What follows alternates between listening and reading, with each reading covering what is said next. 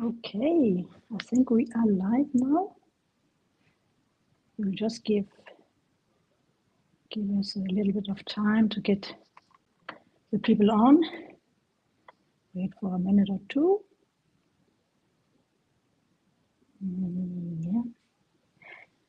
While we wait, you can tell us where you are in the world you're tuning in from, and maybe also what position you have and what brings you here today.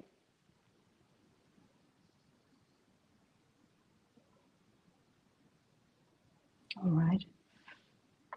Let's slowly get started officially. So, welcome to this Rapidi webinar today about the hidden cost of bad data in an AI world. I'm very excited to be here. I'm Beate Thompson, the co-founder of Rapidi. And for those who don't know me, I have spent more than 2 decades in IT and design. And my focus at Rapidi has always been on the product design side and making sure that the platform is simple to use and without any coding experience. So also for those who are not familiar with Rapidi, Rapidi is our data integration platform, meaning that we connect business systems so that you can move data automatically between them. And our specialty is linking, for example, CRMs and ERP systems, like, for example, Salesforce, HubSpot, and Microsoft Dynamics. So, and today I am very excited to announce that I'm joined by Deepak Huda, who is our portfolio CFO at CFO Center UK. And CFO Center UK is the largest network of portfolio CFOs in the world, with over 750 CFOs across the globe. Is that right, Deepak? Yeah, that is right, yeah.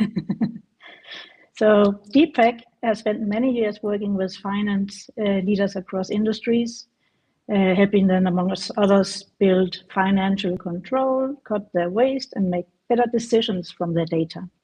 So I thought with this background, he would be a perfect candidate to join our webinar session today and talk about what goes wrong when data behind those decisions are not reliable. So Deepak, very welcome, and thank you for joining us.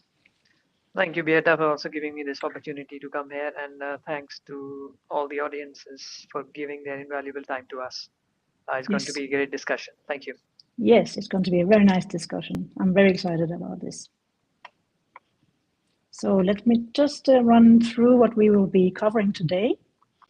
We will start off with some statistics, just why AI projects fail and what the data says about the cost of bad data quality.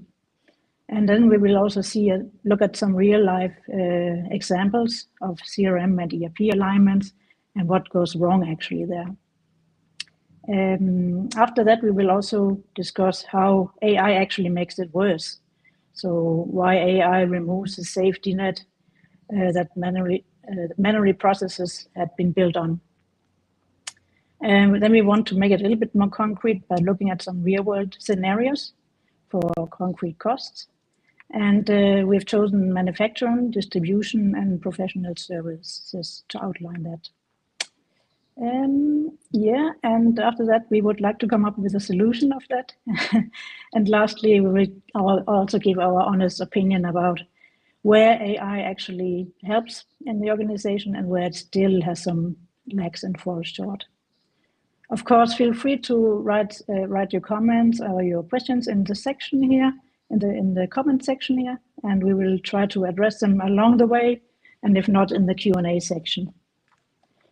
Then we want to actually not to make it like a monologue, we want to make it a little bit more interactive. So we also want to put you to work.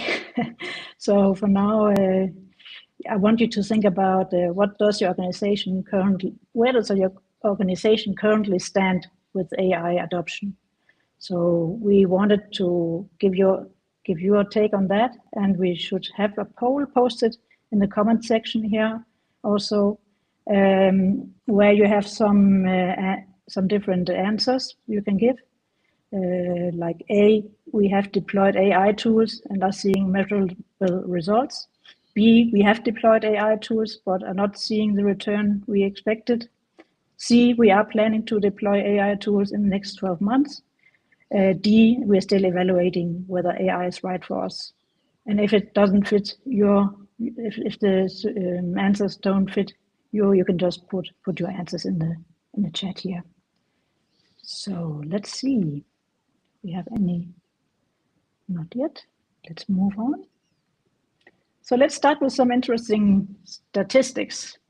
I looked at this here from MIT that found that 95% of enterprise AI projects show zero measurable returns. So, and also IBM put the annual cost of bad data quality to $12.9 million per organization. So this was kind of staggering to me. So Deepak, when you see those numbers as a CFO advisor, what goes through your head? So, Well, thank goodness the clients I work don't have this kind of 12.9 million problem. But yeah, it's not surprising that the AI number is the one that should worry people most right now, because I think there's a lot of investment going into AI. And yeah. as always, boards are quite kind of keen to, when are we seeing the results? I mean, that's the question that comes up most often. Okay, I'm ready to invest 1 million, but when are you gonna, when are you gonna exceed, expectations of the board? So, and that's where I think it's important to understand is that when AI investment cases are built on, I think the most important thing is the data feeding it. So if you are not feeding the right data in it, you won't get the right output, no matter how many millions you put into your investment case.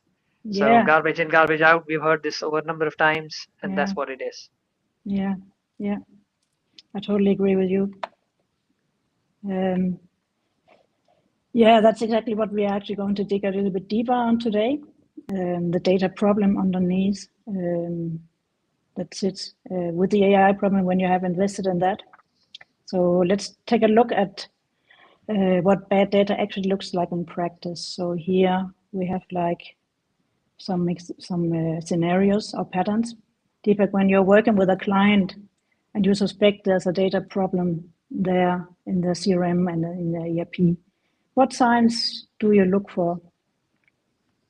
I normally would sort of look for a customer record, for example, which exists for in the CRM, such as Salesforce. But the billing address in ERP, like let's say Dynamics, is 2 years out of date. So invoice goes to the wrong place, or pricing was updated in the ERP, but nobody sort of updated in the CRM. So the sales team is still using some old codes. Can happen, especially in professional services where costs have not been updated with the right billable rates. Now, if we add AI on top of that, AI, let's say AI coding tool on top of that, it auto generates proposal with the wrong price. So it makes what is wrong go even faster. Yeah, yeah, that's a really good way of putting it. So yeah, actually AI doesn't create the error, so it removes just the delay before it reaches the customer, right? So yeah, Yeah, exactly. And and yeah, and there's another one I see constantly, is to duplicate customer records, two entries for the same company across systems. Maybe they change their name, maybe they merge with somebody else, and then you run an AI forecasting model, and it double counts revenue sometimes. So the forecast looks great, but the actual numbers don't match. And yeah, CFOs can get furious about it, and yeah, when nobody can explain why this is happening. yeah, yeah, yeah, yeah. That's yeah, really just staggering here. Yeah. So yeah, I see a question from the audience from the other platform. I see. How long does it typically take for a finance team to discover a duplicate record error in AI forecasting? And what is the commercial cost by the time someone notices it? Oh, yeah, interesting question. That's one for you, Deepak. Yeah, I mean, see, normally what happens is normmally these kind of problems surface normally at month end, because the books have been closed at the month end. So the error could have been there 3 or 4 weeks Yeah, from the last time the books were closed. Um, yeah, yeah, and the commercial cost is never just the sort of the decision itself. It's the management time spent explaining the variance. and then the erosion of confidence in the finance function and the silent reinstatement of manual reconciliation processes running in parallel because nobody trusts the AI output anymore. Yeah. And in a professional services scenario, it could mean a lot, or any industry, it could mean a lot of things. But yes, the delay could be long, and it could do a lot of damage. Yeah. Yeah. Yeah. Good question. Thank you for that. Yeah, and I see it not only as it isn't just a niche problem. So this is the CRM not talking to each other reliably, I see. So because the data is not in sync, which it's a situation for a huge number of companies running, for example, Salesforce, as you mentioned, on Dynamics.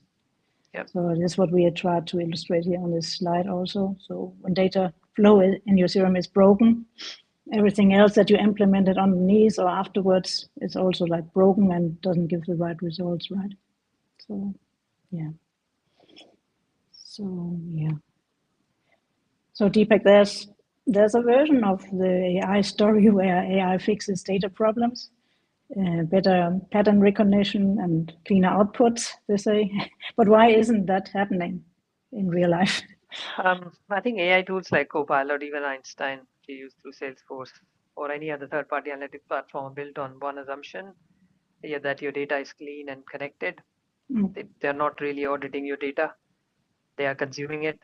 So if your CRM and ERP are out of sync, AI builds its models on an incomplete picture, and it does really fast as well, giving you the impression that it's doing it correctly.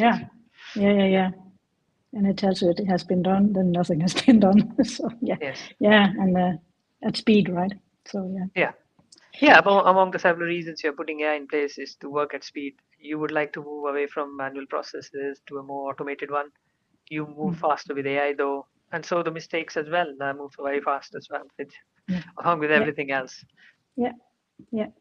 So if you see companies that are pushing hard for AI and moving fast, they want to be like efficient and everything, and then they're actually carrying the risk of bad data underneath, and that the foundation isn't right at all, and disaster. Yeah, that's the uncomfortable truth. The ambition is right, the intention is right, but the sequence is wrong. You can't skip the data foundation step. Exactly. So now we would like to hear from you again. If you can tell us what is the biggest concern about AI in your organization right now? A, the quality and reliability of the data feeding our AI tool, or B, getting measurable ROI and justifying the investment to the board. C, changing management and getting teams to actually use the tool. And D, choosing the right tool from an overcrowded market, also a good one. And if you have other suggestions, please write them in the comment. Yeah, let's make it a little bit more concrete. As I said in the start, we have chosen 3 different company types. And we want to walk you through some scenarios here. And these are based on some kind of pattern that we see. First of all, we have the manufacturing company that sales running in their CRM that could be, for example, Salesforce, and operations in the ERP, which could be Dynamics, but there's no real-time sync. And they have invested in AI demand forecasting. So what goes wrong here, Deepak? And see, the forecasting model is trained on a sort of a data which is 24 to 48 hours behind the actual sales. So when a big order lands in the CRM Salesforce, the ERP doesn't know about it as yet. AI is planning production based on yesterday's picture. So you end up with consistently off production schedules and excess inventory carrying costs. So that doesn't sound dramatic until you price up the inventory. So it could be a big cost. Yeah. And we have another one here, which is a distribution company. 23% of the customer records have mismatched addresses across CRM and ERP. And they introduced an AI-powered route optimization. So Deepak, where do you see what's the problem here? I think the route optimization is only as good as the addresses it's working with. So wrong addresses means the AI calculates wrong sequences. Drivers end up doubling back. Deliveries are late. Customers' complaint go up. And here's the thing: tool is doing exactly what it was told to do. It's just working with some bad source data. Yeah, again, yeah. And the last one we have here, a professional service firm. AI revenue forecasting is built on CRM pipeline data, and it doesn't reflect the ERP billing adjustments. So this is one for you that you see very often, right, Deepak? Yeah, I see that. That's the most Yeah. common one actually. This reconciliation issues. Yeah. Let's say CRM says a million of closed won opportunities. ERP shows 900K recognized as revenue. Because there could be several reasons behind that: multiple orders, different revenue types, revenue recognition rules, write down SLA penalties. So the question always is, where did the 100K go? So if your AI forecasting of CRM alone, it will predict a million, but finance know only 900K is real. And here's the uncomfortable truth: AI cannot fix that. So only proper system controls and reconciliation processes can. And this is why I think most boards get frustrated. We invested in AI, we are not seeing better forecasts. What's going on? AI is not helping us. So because AI can amplify intelligence, it cannot compensate for any broken data architecture. No, not yet, at least. Yeah, not at least. So, yeah, exactly. Yeah, and then once the CFO loses confidence in the numbers, it's hard to recover that trust again, right? Then they say, "Oh, yeah, absolutely." I think trust is built. Well, takes a while to build that, and very easy to lose. Numbers are any CFO's credibility. When the model's output doesn't match reality, everyone starts questioning the model and also the person in charge. So somebody who signed off that investment case gets in trouble. So yeah, that's I have to say about that. That's a very difficult situation to be in. Yeah. I see there's another question in the chat. What are the 2 or 3 numbers in any AI business case that a CFO should interrogate most aggressively before approving budget? Yeah, good question for this scenario. Yeah, for me, I think it's the first one is always the total cost of ownership, not the first year's license cost. In most mid-market AI businesses, I think the headline number is the software license. What is actually should be included is the data preparation cost, which in a business with an unintegrated CRM ERP can equal or exceed the license. Plus change management, the human layer on top of that. So total cost of ownership is the first one. The second one, what baseline are you measuring your cost against? Most AI business cases compare the AI scenario with doing nothing. So correct comparison is the best available non-AI alternatives in terms of that. If the ROI only works against a do nothing baseline, then this is not a strong business case. And finally, I would say how long you're going to take to realize those benefits. The timeline is very important. Funds are scarce. You want to put it to a place which gives you quick return in the least amount of time. So I think those 3 are the key ones. Very good. You just had it out of your...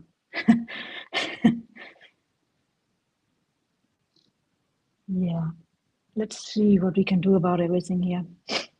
So about our solution, I want to be direct because people often assume that it's just a very complex thing to do, but you don't, in my opinion, you don't actually need to replace your system. You just need to get some things right. So Eva, can you elaborate on these things? Yeah, I mean, real time sync between systems. So you're sort of making decision based on current data, not yesterday's. Field mapping is important as well. So the same customer and product is described in the same way in the both systems. And finally, some sort of alerts or error handling that catches problems before they reach the AI tool, not after. And that too, I think, without human intervention, it should be able to pick up any inconsistencies. Yeah, looks simple, and I think also that's it. This is what also Rapidi has been doing for over 30 years, like connecting the systems so that the data foundation is strong and correct. It's not always glamorous, of course, but it's the work that makes everything else function properly, right? So not going to spend a lot of time on a product pitch here, but I would say if you are investing in AI and your system aren't connected properly, you are kind of building on some unstable ground here, as we also had those examples here that showcase that, which are, that Deepak and I have been looking for in our research for this webinar here. So I would say do this in assessment, and it was doing it before you spend more on AI tools or you start spending a lot. So I would say that. Can I see if we have any questions? Not yet. Okay. And let's move on to this section here. We would actually like to highlight a little what actually AI can do and what it is good at and what still is missing at this point in time. You never know, it goes so fast. So, and I'm actually a great AI enthusiast and find it incredibly exciting what's happening as we speak now and also, just in this year. So especially around agentic AI that can also perform tasks for you. So I want to point to something that is sometimes missing in the AI conversations, like the honesty about, really looking at what can it do and also see the limits there and then where it falls short. So here we have like compiled just a few examples of just a few points here. And we also would like to hear from you guys if you have some suggestions apart from what we have here. What do you think would be like the pros and cons for AI investments? So Deepak, from a CFO perspective, where do you see AI actually deliver? I think a lot of things, but more relevant to this, what we're discussing, error detection is one of them. AI reads an error log and explains what is wrong. What's used to take somebody like 30 minutes to find out now can be done in seconds. It's a real-time savings. So for finance team dealing with integration issues, that matters a lot. Yeah, and from the integration side, we're seeing a lot of now projects that it can really help with like the field mappings, mapping the data. And when you're connecting two systems, for example, AI looks at field names, data types, and sample data, and proposes which fields should be mapped together. So it really cuts down time notably. So, but what is important still, you need still the human intervention to look through everything and look through everything is okay, especially on the business logic side. So yeah, you have to be careful as well because I think AI works well with very standard patterns sometimes, and you get confused by the stuff that's very relevant, specific to your business. So one needs to be careful. Yeah, and also in detecting anomalies, it can also assist you. Like it can spot where data pattern change unexpectedly and flag them also for you. So it's a useful monitoring layer, I would say, at this point in time, but you still need to tune your thresholds because the raw anomalies, like as it is standard, it generates a lot of false positives in the end. So Beata, where do you think it falls short then? Yeah, I would say certainly the business logic decisions. AI doesn't know why your company, for example, handles returns differently from a wholesale business or a retail consumer or customer. Often these rules, they live either in the head of a person or in a policy document. So you still need to define it and apply. AI can apply its intelligence after it. We have defined it as people, but it cannot invent it. So yeah. Yeah, and from a finance perspective, I think we should push back on that AI will handle it narrative. I think the judgment calls, the exceptions, the historical context, the relationship, those still need people. So AI can handle the volume, people will handle the nuances. Exactly. That's what I was thinking. Also like complex data transformation is another gap. at this point in time, I say, we never know, like restructuring the data between systems, not just mapping the fields. We still need someone to understand the systems, and coming back to the business logic, of course, again. And I would say every company has their own ERP or CRM, and that looks different. The AI cannot understand that, of course. So they need some guidance from the people still. So yeah, which kind of brings us back to the start of this conversation, which says companies that are getting results with AI are the ones who handle the ones who handed everything over to them. They're the ones who put the foundation in place. Foundation is very important. Coming back to where we started. Without that, the AI investment will not give you those results you're looking for. Yeah, that's well said, Duplak, my words. And I'll complement that with, we say internally at Rapidi, we think it's worth saying it directly here also, that AI is a tool and not a replacement for integration expertise. So companies getting the best results use AI to get up to speed. But of course, you need to survey, and you have the skilled people to guide them. So it will not be a replacement for those. So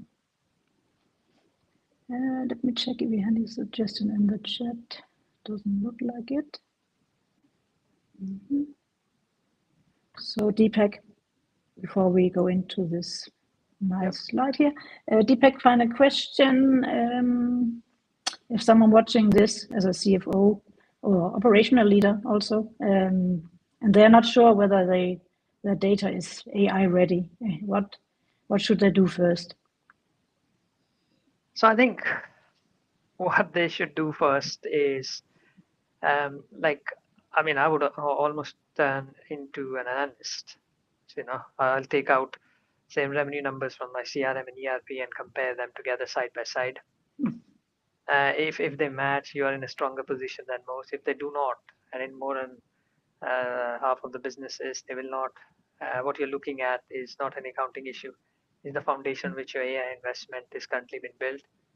You don't need a project today, but you need to know the gap that exists, because the moment you deploy AI forecasting tool on data that cannot reconcile in its own revenue numbers, you have transfer, accountability for that gap. Basically, without really understanding what's wrong, and then you'll have a hard time explaining it when the real gaps surface.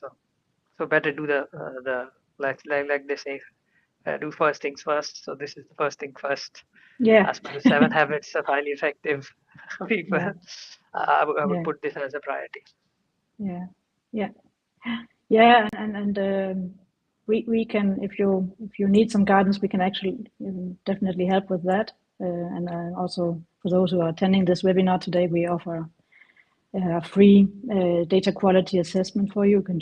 We will also paste it in the link in the chat. Sorry, in the chat with the link where you can sign up, and we will then look at your current setup and tell where you have gaps. And it's at no cost for you and no obligations, just 30 minutes of your time. So and then if you like, we have some other resources for you also. A AI-ready data checklist, and another guide which explains 5 integration patterns for you to get you somehow familiar with the whole concept and to get you on the right track. So both are linked in the chat. So I see we have a question.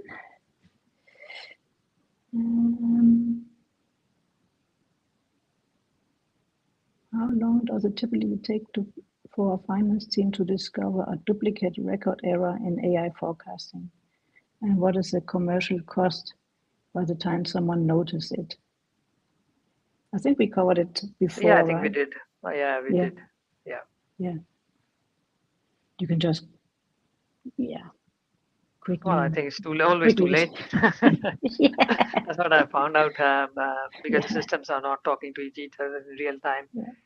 You often find this quite late, and usually at month ends or even quarter ends. The best thing is to lay the foundation first, as we have mentioned consistently through this webinar. Get that data right, that sync right. And we are running low on time, but we will still want your opinion here. When it comes to your CRM and ERP systems today, which statement best describes your situation? A, they are fully integrated and syncing in real time, and we are confident with the data. That will be nice. B, they are partially connected, but we know where the gaps are and inconsistencies. C, they are largely siloed, and teams reconcile manually on a regular basis. And D, honestly, we don't have full visibility and know well and how they are well connected. And if you have other suggestions.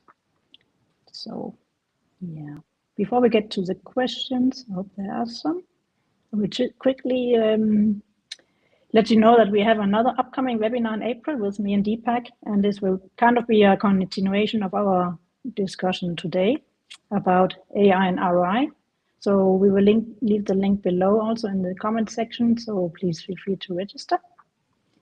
And I think let's go to the questions. Let me check if we have anything here. Let's see on the other platform. How do you have the conversation with the board that has approved a significant AI investment and finds out that forecast variance is a systems and control failure? Tricky question. Well, tough one, because I think the conversation depends entirely how honest your original business case was framed. If the board was told that AI was improve forecast accuracy and nobody mentioned the data infrastructure needing addressing first, then the CFO has a credibility problem on his side. I think one has to acknowledge the gap straight away and explain why that happened and why it was missed initially. I think it's a solvable infrastructure problem. I think you can still get it right, but of course there is impact on the investment and the return that you were foreseeing. I think the version that causes the most damage is when a CFO kind of blames the vendor, the IT team. Oh, this is AI. It's not my fault. That way it goes wrong.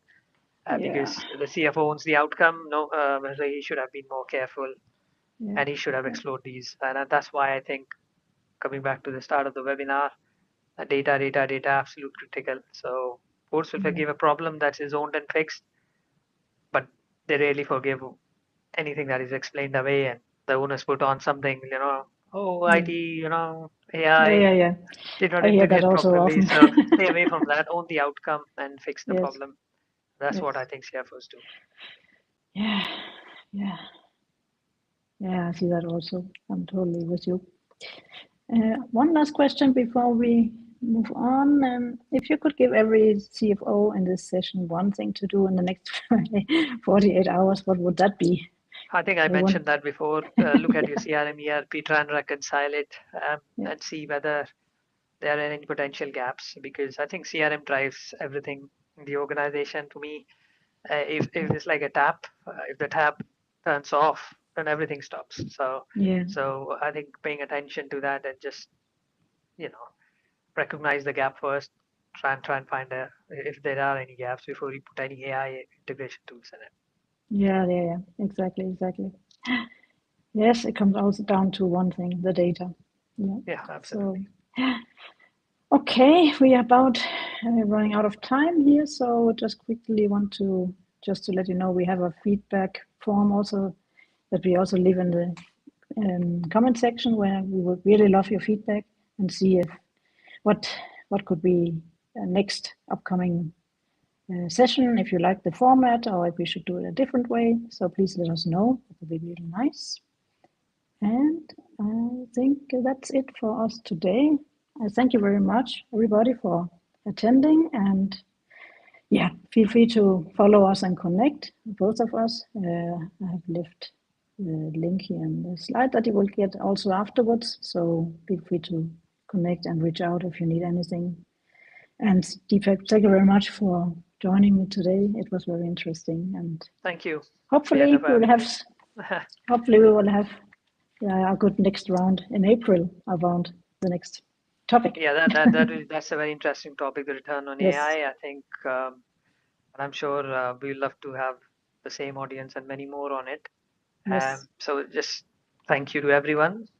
who gave their time. If you guys want to connect with me on LinkedIn, I'm more than happy to connect with you as well. If you want to talk about something, we can. So yeah, so just final words for me. Your return on AI will ever be strong as the integrity of the data behind it. So Yes, yeah, exactly. let's fix that. Let's Thank you. fix that. Yeah. Good luck to everyone. Thank you, everybody.